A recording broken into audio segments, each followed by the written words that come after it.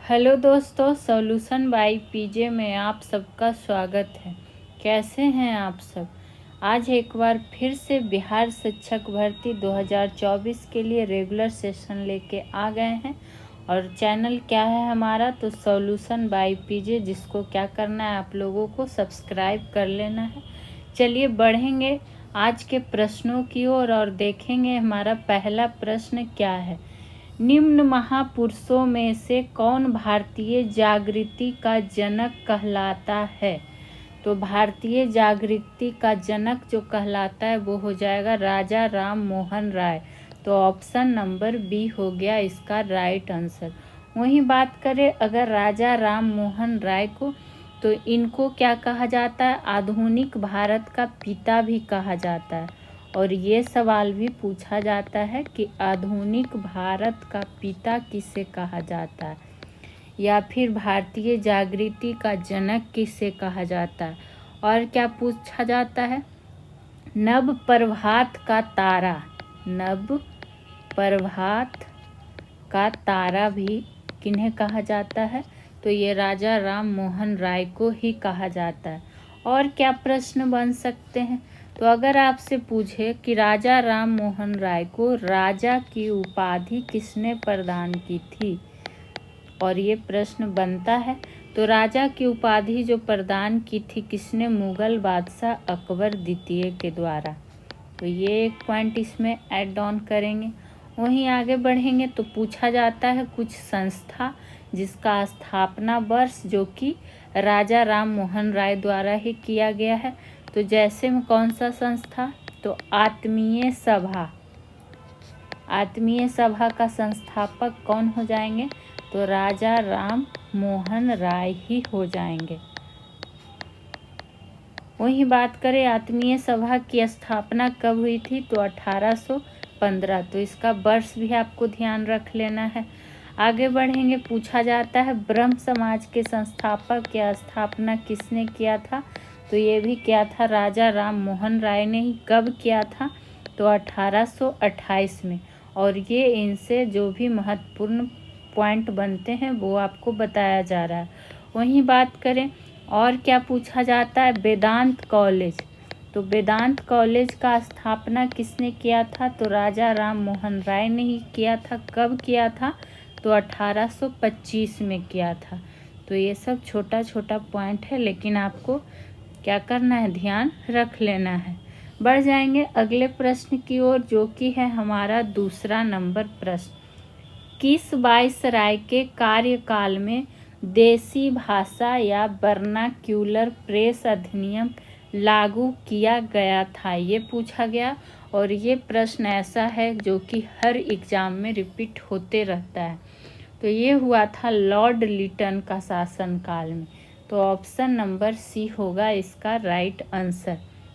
वहीं बात करें वर्नाक्यूलर एक्ट को क्या कहा जाता है, तो मुंह बंद करने वाला अधिनियम। कौन सा अधिनियम, तो मुंह बंद करने वाला अधिनियम भी इसे कहा जाता है। और गला घोटने वाला भी, गला घोटने वाला अधिनियम भी किसे कहा जाता है, तो वर्नाक्यूलर एक्ट को। तो इस बात को क्या करेंगे, ध्यान में रख लेंगे।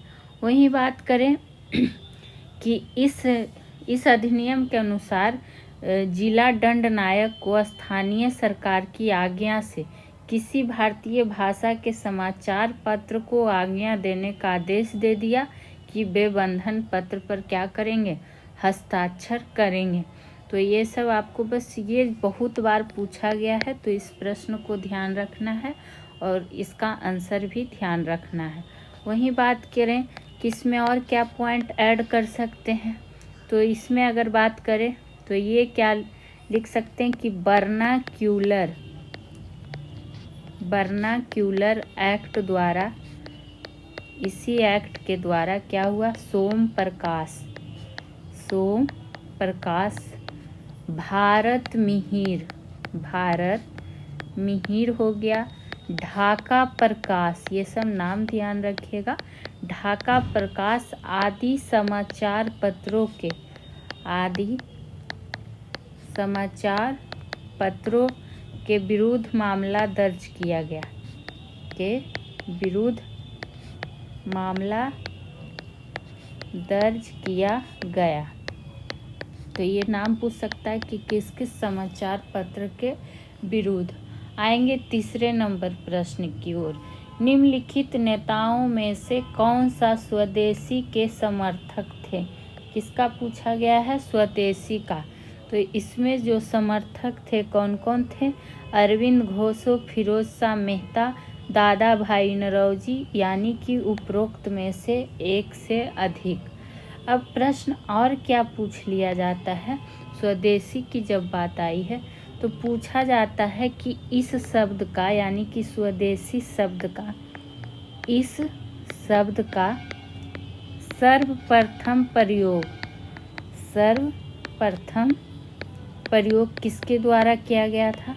तो ये किया गया था दयानंद सरस्वती द्वारा। और इम्पोर्टेंट पॉइंट आपको लिखाया जा रहा है, बताया जा रहा है। वही बात करें कि और क्या प्रश्न पूछ सकता है, तो 1906 में, कब? तो 1906 में कांग्रेस का कलकत्ता अधिवेशन, कौन सा अधिवेशन? कलकत्ता अधिवेशन में स्वदेशी का प्रस्ताव लाया गया था। किसका? स्वदेशी का प्रस्ताव लाया गया था। और किसकी अध्यक्षता में? तो ध्यान रखिएगा, दादा भाई नौरोजी की अध्यक्षता में, चूँकि ये प्रश्न काफ़ी बार पूछा भी गया है, तो इसको आप ज़रूर नोट डाउन करेंगे। बढ़ जाएंगे अगले प्रश्न की ओर, जो कि होगा चौथा नंबर प्रश्न। और अब देखिए, आपको हर विषय का प्रश्न इसमें शामिल किया गया है। तो अगला प्रश्न आ गया है पॉलिटी से संबंधित। निम्नलिखित कथनों में से कौन सा सही नहीं है? तो पहले देखते हैं कि सही कौन कौन सा है। के.एम. मुंशी संविधान का प्रारूप बनाने वाली समिति के एक सदस्य थे। हाँ, ये आपको हम कई बार पॉइंट को नोट डाउन भी करवा चुके हैं। संविधान सभा द्वारा भारतीय संविधान स्वीकार किया गया, ये बात बिल्कुल सही है। बलवंत राय मेहता समिति रिपोर्ट 1957 द्वारा पंचायती राज की संस्तुति की गई, ये भी सही है। तो संविधान के अंतर्गत मूल अधिकारों का संरक्षक भारत का राष्ट्रपति है। तो ये यहाँ पे क्या है? गलत दिया हुआ है और हमसे सही नहीं है ही पूछ रहा है। तो ऑप्शन नंबर डी हो जाएगा इसका राइट आंसर। तो फिर यहाँ पे होना क्या चाहिए? तो चूँकि मूल अधिकारों का संरक्षक की बात आई है, तो ये कौन होता है? सर्वोच्च न्यायालय। सर्वोच्च न्यायालय और उच्च न्यायालय, उच्च न्यायालय दोनों होता है मूल अधिकारों का संरक्षक। जबकि यहाँ दिया क्या गया था? राष्ट्रपति, इसीलिए ये क्या हो गया यहाँ पर? गलत संख्या। और अगर पूछे कि मूल अधिकारों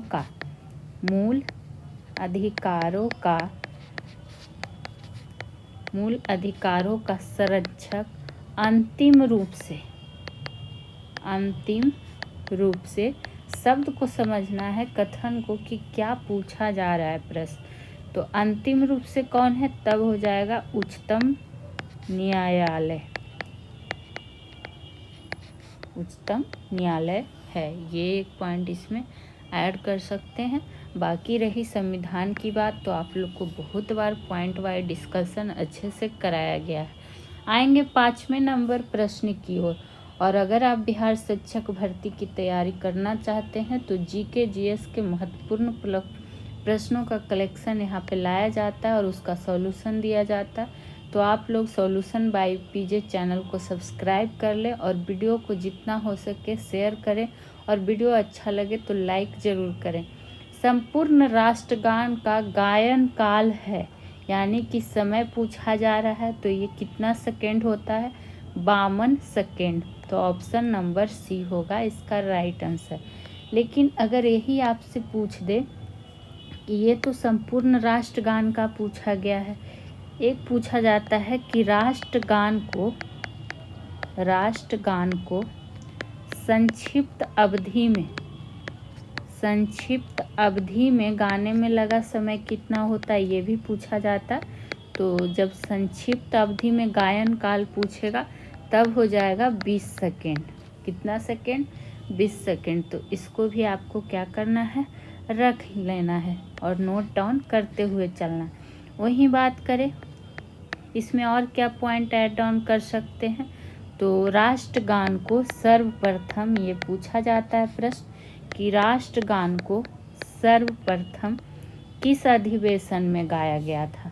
तो सर्वप्रथम जो है कलकत्ता अधिवेशन में, कलकत्ता अधिवेशन में, जो कि कब, तो 1911 में। और इसी में क्या हुआ था, गाया गया था राष्ट्रगान। और हमारा राष्ट्रगान क्या है, तो ये तो आप लोग को बताने की ज़रूरत नहीं है, पर लिख देते हैं जन गण मन। तो इसको ध्यान रखेंगे।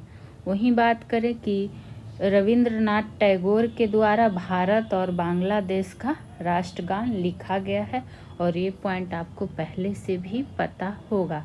वहीं अगर राष्ट्रगीत की बात कर ले तो राष्ट्रगीत किसके द्वारा, तो बंकिम चंद्र चटर्जी के द्वारा, बंकिम चंद्र चटर्जी द्वारा। और राष्ट्रगीत जो है वो सर्वप्रथम अगर बात कर ले कि सर्वप्रथम किस उपन्यास में इसको प्रकाशित किया गया था, तो आनंद मठ उपन्यास में, आनंद मठ उपन्यास में इसको क्या किया गया था, प्रकाशित किया गया था। तो आई होप आपको ये सब सारा पॉइंट क्लियर रहेगा। आ जाएंगे छठे प्रश्न की ओर। धन विधेयक भारत के संविधान के किस अनुच्छेद में परिभाषित किया गया है। तो ये ऐसा अनुच्छेद है जो बार बार एग्जाम में रिपीट होता है इससे संबंधित। तो ये हो जाएगा अनुच्छेद 110। और किससे संबंधित है, तो इसका परिभाषित किया गया है धन विधेयक से। वहीं बात करें कि धन विधेयक को, इसमें एक पॉइंट महत्वपूर्ण क्या ऐड कर सकते हैं कि धन विधेयक को लोकसभा में पारित होने के बाद उसे क्या होता है, राज्यसभा में विचार के लिए भेजा जाता है। तो ये पॉइंट पूछा भी जाता है कि राज्यसभा के, इस तरह से लिख सकते हैं कि विचारार्थ भेजा जाता है, और कितने दिनों के अंदर उसे स्वीकृति देना होता है, तो ये भी ध्यान रखेंगे कि 14 दिनों के अंदर, 14 दिनों के अंदर उसे स्वीकृति देनी होती है। और ये दिन पूछा जाता है कि कितने दिनों के अंदर उसे स्वीकृति देनी होती है, तो 14 दिनों के अंदर, नहीं तो राज्यसभा द्वारा भी फिर क्या होता है, पारित माना जाता है। आ जाएंगे अगले प्रश्न पे, जो कि है हमारा 7वां नंबर प्रश्न। क्या है 7वां नंबर प्रश्न, देखिए अब साइंस का प्रश्न आ गया। इसके पहले हम लोगों ने क्या किया, हिस्ट्री और पॉलिटी का प्रश्न। पीत रस के संबंध में निम्नलिखित कथनों में से कौन सा सत्य है, ये हमसे पूछा गया है। तो इनमें से सत्य कथन की बात करें और किसके संबंध में, तो पीत रस, यह पित्ताशय में इकट्ठा होता है, ये सही है। इसमें उपस्थित लवण वसा का पाइसीकरण करते हैं, ये भी सही दिया हुआ है। वहीं बात करें तो इसमें उपस्थित एंजाइम वसा का पाचन करते हैं, यानी कि सारा स्टेटमेंट क्या है, सही दिया हुआ है। तो इसको बस इसमें क्या करेंगे, ध्यान रखें। वहीं एक पॉइंट यहाँ पर ऐड ऑन क्या कर सकते हैं कि पित्त रस का स्राव, चूँकि पित्त रस की बात आई है, तो पित्त रस का जो स्राव केवल किसके द्वारा होता है, तो केवल रासायनिक उद्दीपन के द्वारा होता है, रासायनिक उद्दीपन के द्वारा होता है। ये एक पॉइंट इसमें ऐड कर लेंगे। पित्त रस की बात अगर करें तो ये क्या होता है, पित्त रस जो होता है वो क्षारीय होता है।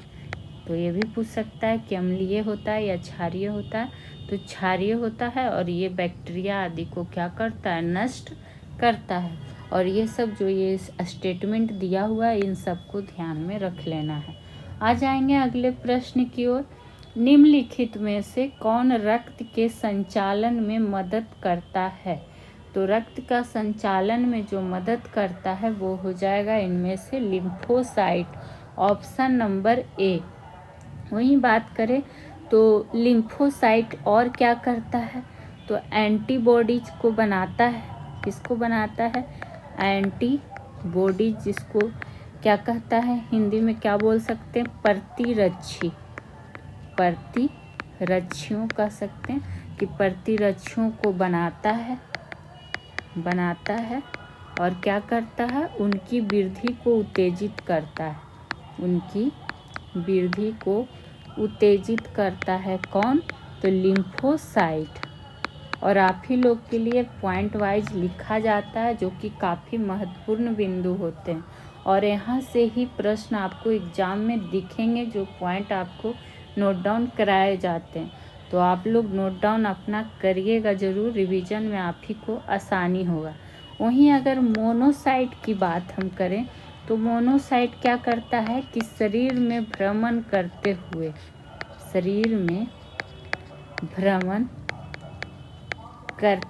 क्या करता है? हानिकारक जीवाणु और उस रोगाणु का क्या करता है? भक्षण करता है। रोगाणु का भक्षण कहिए या फिर खात्मा करता है, भक्षण करता है। आ जाएंगे अगले प्रश्न की ओर, जो कि है 9वां नंबर। मनुष्य के शरीर में पसलियों के कितने जोड़े होते हैं? तो जोड़ा कितना होता है? 12। और किसका? तो पसली का पूछा जा रहा है। तो ऑप्शन नंबर ए हो गया इसका राइट आंसर। वहीं बात करें तो अगर आपसे पूछ दे, चूँकि सभी पसलियाँ जो हैं, ये सभी पसलियाँ मिलकर लगभग क्या करती हैं? बेलनाकार। ये आकार पूछ सकता है कि जो सभी पसलियाँ हैं वो मिलकर लगभग क्या? तो बेलनाकार एवं पिंजड़ा बनाती है। क्या करती है? पिंजड़ा बनाती है, जिसमें क्या स्थित होते हैं? जिसमें फेफड़ा और हृदय स्थित होते हैं। फेफड़ा एवं हृदय स्थित होते हैं। तो ये एक पॉइंट इसमें ऐड करेंगे। वहीं बात करें खोपड़ी में, पूछा जाता है कि खोपड़ी में कुल अस्थियों की संख्या। तो खोपड़ी में कुल अस्थियों की संख्या की अगर बात करें, अस्थियों की संख्या की अगर बात करें तो वो कितना हो जाएगा? 29। और ये आपको पता भी होगा और कई बार आपको हम रिवीजन भी करवा चुके हैं। वहीं अगर आपसे पूछ दे कि अक्ष कंकाल में कुल कितनी अस्थियां होती है? तो ये ध्यान रखिएगा कि 80 अस्थियां होती है, लेकिन किस कंकाल में? तो अक्ष कंकाल में। तो ये सब पूछ सकता है, इसलिए इसको नोट डाउन करेंगे। आएंगे अगले प्रश्न पे, जो कि आ गया बिहार संबंधित प्रश्न और ये है हमारा 10वां प्रश्न। तो आप बिहार शिक्षक भर्ती 2024 की जीके जीएस की तैयारी अच्छा करना चाहते हैं तो इस चैनल से जुड़ सकते हैं। हम तो कहते हैं अगर आप बिहार का कोई भी एग्ज़ाम देने वाले हो तो आप ये सेशन अटेंड करें। ये जीके आपको वहाँ भी काम देगा हर रूप से। बिहार आर्थिक सर्वेक्षण 2023-24 के अनुसार 2022-23 में किस जिले में गेहूं की उत्पादकता सर्वाधिक थी? ये बिहार आर्थिक सर्वेक्षण से प्रश्न आ गया। तो ये जो था कहाँ था? खगड़िया जिला। तो ऑप्शन नंबर ए हो गया इसका राइट आंसर। तो इसमें आपको बस क्या करना है, इतना चीज़, ये प्रश्न और ये आंसर ध्यान रखना है। जहाँ लगेगा कि और डिटेल देना है वहाँ हम आपको क्या करते हैं, खुद देते हुए चलते हैं। आ जाएंगे अगले प्रश्न पे। निम्नलिखित को सही सुमेलित करें और सही विकल्प का चयन करें। एक तरफ आपका शोधकर्ता है और एक तरफ भारत में मानसून के संबंध में ये सिद्धांत किसने दिया था, ये या सिद्धांत दिया हुआ है और इसका बताना है कि किसने दिया था। और ये मोस्ट इम्पॉर्टेंट प्रश्नों में से एक है, TRE 3 में ऐसे ही प्रश्न पूछे भी गए हैं। तो ये क्या हो जाएगा देख लेते हैं। मिलान की जब बात आई है तो कौन किससे संबंधित हो जाएगा। अगर हैली की बात कर ले तो हैली जो संबंधित हो जाएगा भूमि और समुद्री समीर से। तो ऑप्शन ए का तो हो गया 1। वहीं अगर बात करें बी नंबर का जो है फ्लोन, जो कि ITCZ सिद्धांत से संबंधित है, तो बी का हो जाएगा 4। सी की बात करें तो कोटेश्वरम, जो कि तिब्बत के पठार का गर्म होना सिद्धांत से संबंधित है, तो ये हो गया सी का 2। अब बच गया डी नंबर MTIN, जो कि पश्चिमी जेट धारा की भूमिका से संबंधित है, तो डी का कौन सा हो जाएगा 3 नंबर। तो हमें यही क्या था मिलान करना था कि कौन सिद्धांत किस शोधकर्ता से संबंधित है। तो बढ़ जाएंगे अब अगले प्रश्न की ओर, देखेंगे हमारा अगला प्रश्न क्या है। आ गया है 12 नंबर प्रश्न, और 12 नंबर प्रश्न देखिए करेंट अफेयर का क्वेश्चन अब आ चुका है, जो कि इम्पोर्टेंट ही है। ICC पुरुष T20 जब कथन वाला स्टेटमेंट वाला क्वेश्चन रहे तो आपको सबसे पहले हाईलाइट खोजना है कि इसमें पूछा किसके बारे में जा रहा है, किस टेक्स्ट में, संदर्भ में। तो देखिए यहाँ आपको पता चल गया होगा कि ICC पुरुष T20 विश्व कप के संदर्भ में। तो इससे संबंधित हमको कथन चेक करना है और फिर बताना है कि क्या कहता है, इसमें से सही कौन सा कथन है। देखिए नीचे दिए गए कूट का प्रयोग कर सही कथन चुने। तो सही कथन देख लेना है कि कौन सा है। ICC पुरुष T20 विश्व कप का आयोजन प्रत्येक 4 वर्षों में किया जाता है। तो ये पहला स्टेटमेंट तो गलत है। क्यों गलत है? क्योंकि 4 वर्षों में नहीं बल्कि 2 वर्ष में किया जाता है। तो यहाँ पर 2 वर्षों में होना चाहिए, तो इसलिए ये कथन क्या हो गया, गलत हो गया। दूसरा स्टेटमेंट की अगर बात कर ले तो T20 विश्व कप का प्रथम संस्करण 2007 में इंग्लैंड में खेला गया था, जिसमें भारत महेंद्र सिंह धोनी की कप्तानी में विश्व विजेता बना था। तो जब यहाँ यह स्टेटमेंट भी गलत दिया हुआ है। क्यों गलत दिया हुआ है? क्योंकि ठीक है प्रथम संस्करण 2007 में ही हुआ था, लेकिन यहाँ क्या दिया है कि इंग्लैंड में खेला गया था। तो इंग्लैंड में नहीं बल्कि कहाँ खेला गया था, तो ये खेला गया था दक्षिण अफ्रीका में। तो इसीलिए ये स्टेटमेंट भी क्या है, आपको छोटा छोटा पॉइंट पकड़ना है। अगर आप अच्छे से पढ़े रहेंगे तब ना। तो देखिए ये सीधे क्या करेंगे लोग, देखेंगे संस्करण सही है तो स्टेटमेंट सही करके यहाँ ध्यान देना है कि खेला कहाँ गया था। और ये बात भी सही है कि महेंद्र सिंह धोनी की कप्तानी में विश्व विजेता बना था, लेकिन यहाँ इंग्लैंड की जगह दक्षिण अफ्रीका होना चाहिए। अब अगर सी की बात कर लें, भारत अब तक 2 बार T20 विश्व कप का खिताब जीत चुका है, जो कि 2007 और 2024। तो ये बात बिल्कुल सही दिया हुआ है, यानी कि 3 नंबर स्टेटमेंट तो सही हो गया। आगे अगर देखते हैं तो T20 विश्व कप 2026 भारत और श्रीलंका में खेला जाएगा। तो ये स्टेटमेंट भी सही है, तो 4 नंबर भी सही हो गया। 5वां की बात अगर कर लें तो T20 विश्व कप 2024 के 9वें संस्करण का आयोजन अमेरिका और वेस्ट इंडीज की संयुक्त मेजबानी में किया गया। तो ये बात भी सही है। तो ये सब इसमें अब हमसे पूछ क्या रहा था, सही का ही पूछ रहा था। तो देखिए सही की बात आ गई तो 3, 4, 5, तो ये कहाँ है, ऑप्शन नंबर डी। और जब भी इस तरह का प्रश्न रहे कथन वाला तो काफ़ी ध्यान से आपको पढ़ना है और उसका आंसर करना है। आ जाएंगे 13वें नंबर प्रश्न की ओर। हिंद महासागर द्विध्रुव IOD के सकारात्मक चरण से मतलब क्या होता है, ये पूछा गया है। तो ये जो होता है भारत में अधिक वर्षा होता है। तो ऑप्शन नंबर बी होगा इसका राइट आंसर। तो अगर बात करें क्या कहता है, द्विध्रुव कहने का मतलब है ना डाइपोल, क्या डाइपोल के अनुसार, जो कि इस तरह से हो सकता है कि हिंद महासागर जो डाइपोल है, डाइपोल वो मुख्यतः कितने प्रकार के होते हैं, तो 3 प्रकार के होते हैं। अब वो 3 प्रकार कौन कौन सा है, तो एक होता है सकारात्मक, इस तरह से शॉर्ट लिख सकते हैं, सकारात्मक हिंद महासागर डाइपोल। ठीक, दूसरा की अगर बात कर ले तो दूसरा क्या होता है, नकारात्मक। जहाँ सकारात्मक है वहाँ नकारात्मक तो आ ही जाता है, तो नकारात्मक हिंद महासागर डाइपोल, ये हो गया दूसरा।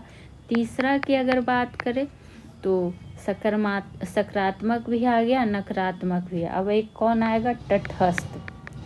तो तटस्थ हिंद महासागर डाइपोल, ये तीनों हिंद महासागर डाइपोल के क्या हैं, प्रकार हैं। तो ये सब आपको क्या करना है, ध्यान में रख लेना है। आगे कभी इसका इस तरह से प्रश्न आएगा तो हम आपको ये तीनों का डिटेल्स भी अच्छे से बता देंगे।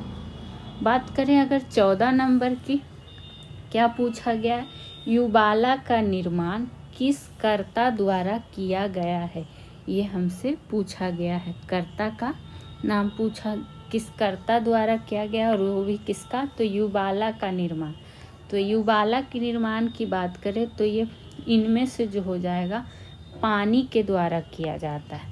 तो ऑप्शन नंबर सी हो गया इसका राइट आंसर। वहीं और यहाँ पर क्या पॉइंट जान सकते हैं कि भूमिगत ये जो है युबाला का निर्माण पानी द्वारा तो किया ही जाता है। तो किस तरह से पॉइंट लिख सकते हैं कि युबाला का निर्माण भूमिगत जल से, कौन सा जल से, तो भूमिगत जल द्वारा ये क्या है, निर्मित स्थलाकृति है। तो कभी कभी आपसे एग्जाम्पल के रूप में पूछ सकता है कि भूमिगत जल द्वारा निर्मित स्थलाकृति में कौन कौन सा हो जाएगा। तो एक तो युबाला जान ही गए, साथ ही ध्यान रखिएगा कास्ट झील, गीजर, डोलाइन और क्या घोल ग्रंथ, ये सब क्या है, भूमिगत जल द्वारा निर्मित स्थलाकृति हैं। और ऐसे पॉइंट कभी बहुत कम लोगों को पता होते हैं। तो इसको क्या करेंगे, नोट डाउन करते चलेंगे, क्योंकि आपको पूरा NCERT SCERT को लेके ही पढ़ाया जाता।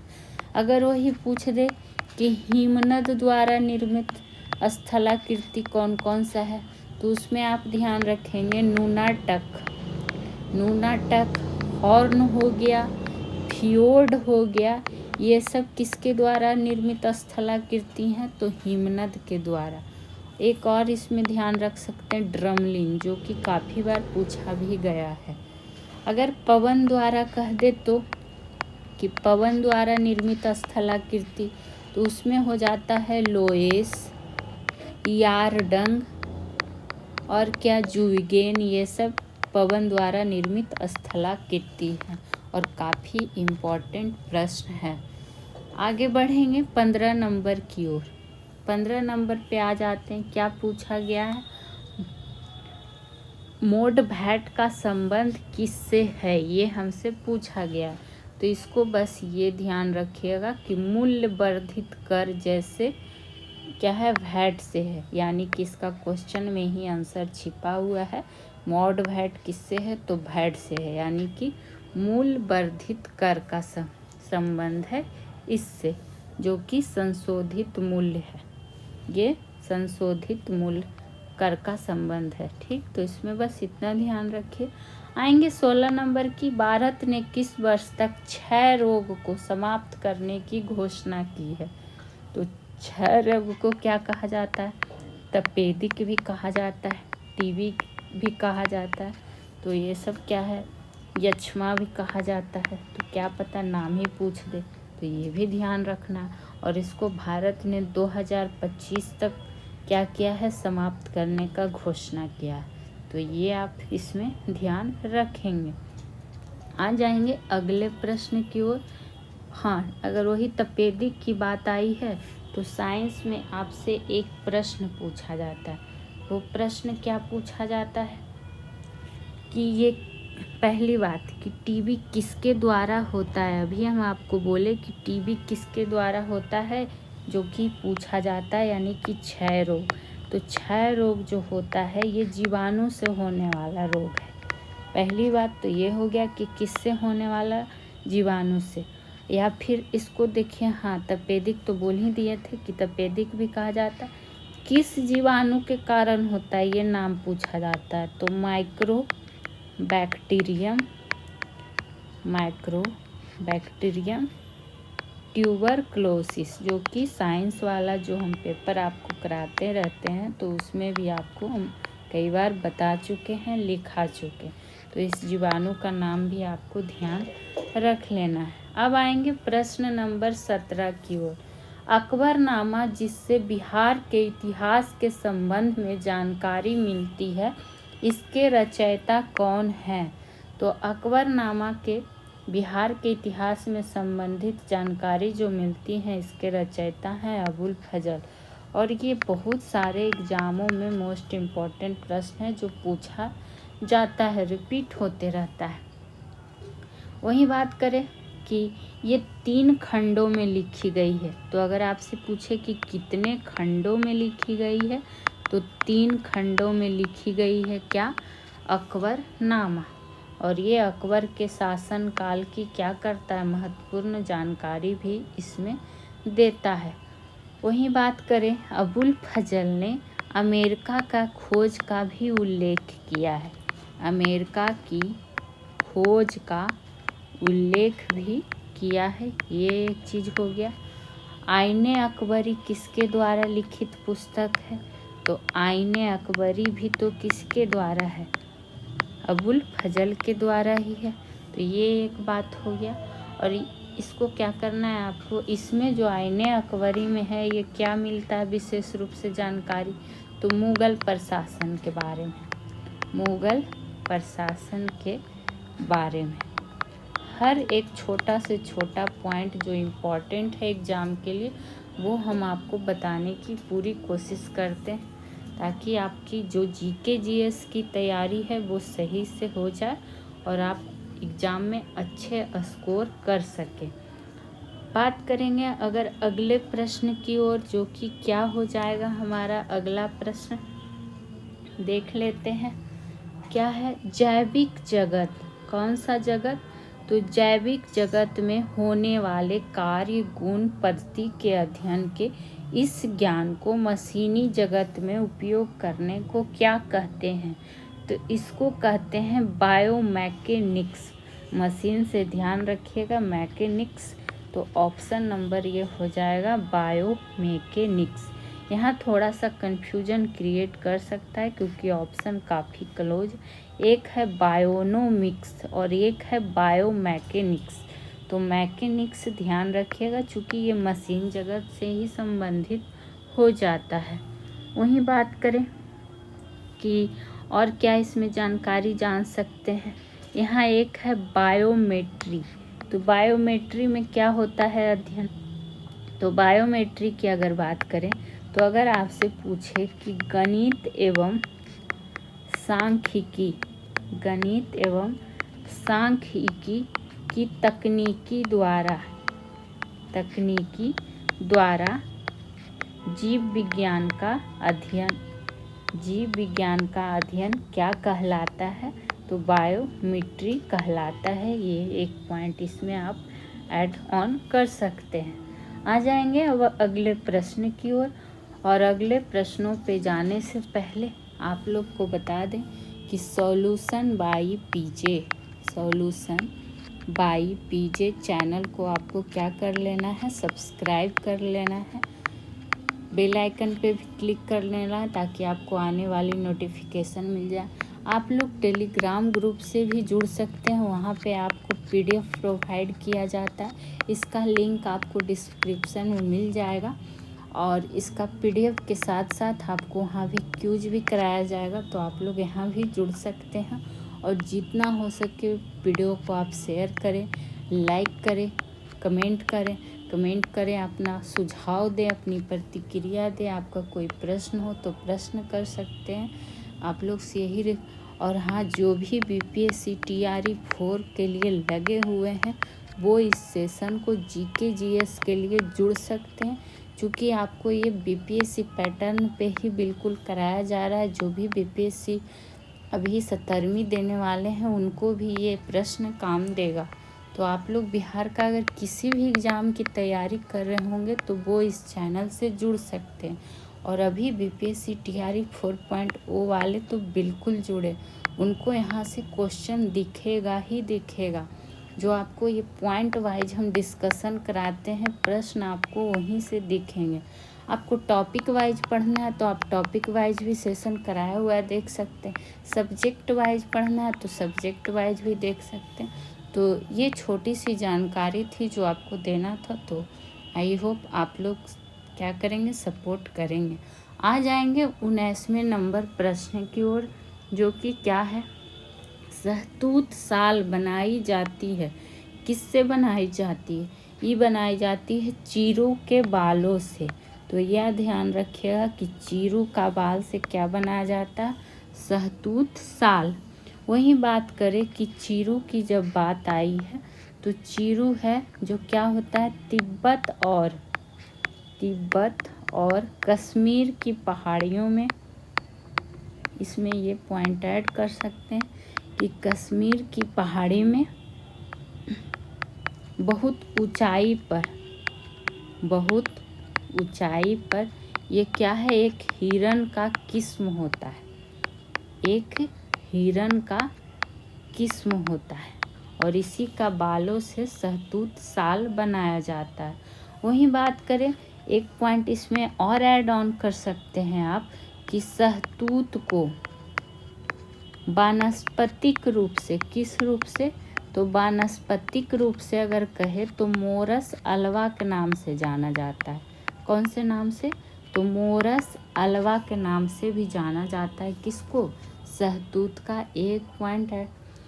वही बात करेंगे, देखिए ऑप्शन ए में है हुंगल। तो हुंगल से एक पॉइंट आप ऐड कर लेंगे कि जम्मू कश्मीर का जो राजकीय पशु है, राजकीय पशु, वो कौन सा हो जाएगा, हुंगल। ये ध्यान रखेंगे। और ये हुंगल जो राजकीय पशु है केवल कहाँ मिलेगा आपको, तो दाचीगम राष्ट्रीय उद्यान में, जो कि कहाँ है, तो जम्मू कश्मीर में। तो ये प्रश्न पूछा भी गया है, तो इसलिए ध्यान रखिएगा।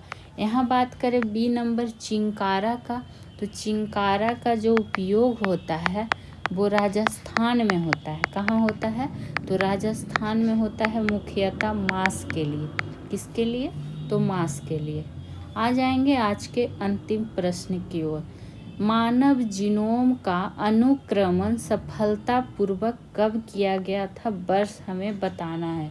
वो ये किया गया था सन 2003 ईस्वी में। तो ऑप्शन नंबर बी हुआ। और क्या पूछा गया है, मानव जीनोम का अनुक्रमण। अगर इसका लक्ष्य का बात कर ले, मानव जीनोम का अनुक्रमण का लक्ष्य का, तो लक्ष्य क्या क्या है पूछा। हो सकता है सेंटेंस के रूप में दे दे कि कौन सा कथन सही है, तो ध्यान रहेगा तब ना। पूरे जीनोम का अनुक्रमण, पूरे जीनोम का अनुक्रमण।